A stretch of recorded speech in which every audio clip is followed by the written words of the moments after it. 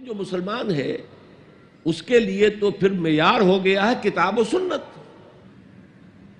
اس کسوٹی پر ہر چیز کو پرکھیے. اگر اس کے خلاف کوئی بات ذہن میں آ رہی ہے تو اسے وسوسہ شیطانی سمجھیے، لاہور پڑھیے، اس کو جھٹک دیجیے، اسے زبان پر بھی نہ لائیے. اس لیے کہ جب تک وسوسے کو آپ زبان پر لا کر بیان نہیں کرتے کوئی گرفت نہیں ہے. اس لیے کہ شیطان کو یہ اختیار اللہ نے دے رکھا ہے. الذی یوسوس فی صدور الناس، وسوسہ اندازی وہ کرتا ہے، لیکن یہ کہ آپ اس کے وسوسے کو قبول کرتے یا نہیں کرتے یہ آپ کا اختیار ہے. تو اس اعتبار سے وہ عقل جو فطرت سے آزاد ہو گئی ہو وہ در حقیقت گمراہی کی طرف تو لے کر جائے گی. مشتاق احمد صاحب ملازمت پیشہ ہیں. آپ کا سوال ہے کہ شرک کو چھوڑ کر میری ذات سے دانستہ یا غیر دانستہ لغزشیں ہوتی رہتی ہیں جس کا براہ راست فوری اثر میری روزی روٹی پر ہوتا ہے. توبہ کرتا ہوں، نادم ہوتا ہوں، ضمیر بھی ملامت کرتا ہے، لیکن پھر گناہ کی کشش شجر ممنوعہ کو چھوڑے بغیر نہیں رہ سکتی. کیا انسان اس حد تک کمزور ہے؟ تدارک کیا کرنا چاہیے؟ تدارک کیا ہوگا؟ دیکھیے، تدارک تو یہ ہے کہ اپنے ایمان کو اور گہرا کیجئے، اور گہرا کیجئے، اور گہرا کیجئے.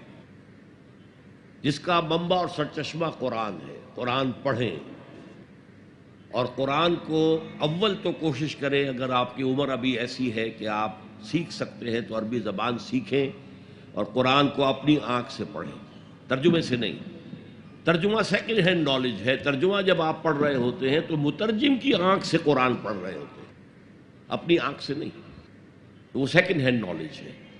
وہ نالج دے سکتا ہے، انسپائر نہیں کر سکتا. ترجمہ کبھی انسپائر نہیں کرتا. تو ایمان جو پیدا ہوتا ہے وہ قرآن کو سمجھ کر پڑھنے سے ہے.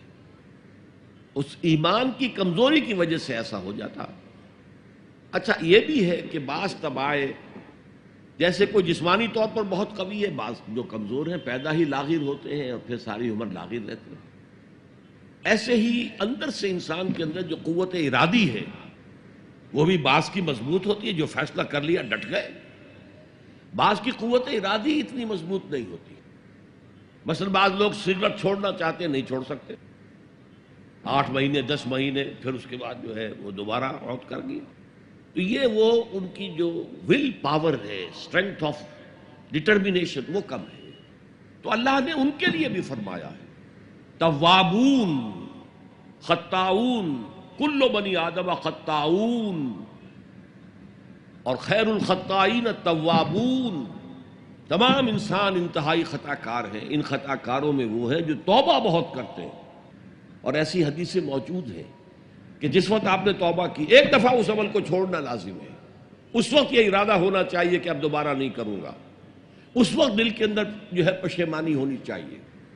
اور اگر وہ حقوق و لباد کا گناہ ہے تو یا تو جس کا پیسہ مارا ہے اس سے معافی حاصل کریں یا کمپنسیٹ کریں. اس لیے کہ حقوق و لباد کے جو معاملات ہیں وہ اللہ معاف نہیں کرے گا. اپنے حقوق کو معاف کرنے میں وہ بہت سخی ہے. اس کے بعد آپ کچھ عرصے کے بعد پھر گناہ ہو گئے، پھر توبہ کریں. پھر گناہ ہو جائے پھر توبہ کریں. جڑے رہیں اللہ کے ساتھ. میں اس کی مثال دیا کرتا ہوں، کسی بچے کو ماں مار رہی ہے، وہ بچہ ماں ہی سے لپٹ رہا ہے. اسی طریقے سے اللہ سے لپٹے رہو اور سمجھو کہ ہاں یہ مجھ سے گناہ ہو رہا ہے، پھر دوبارہ. تو اس لیے کوئی حرج نہیں ہے.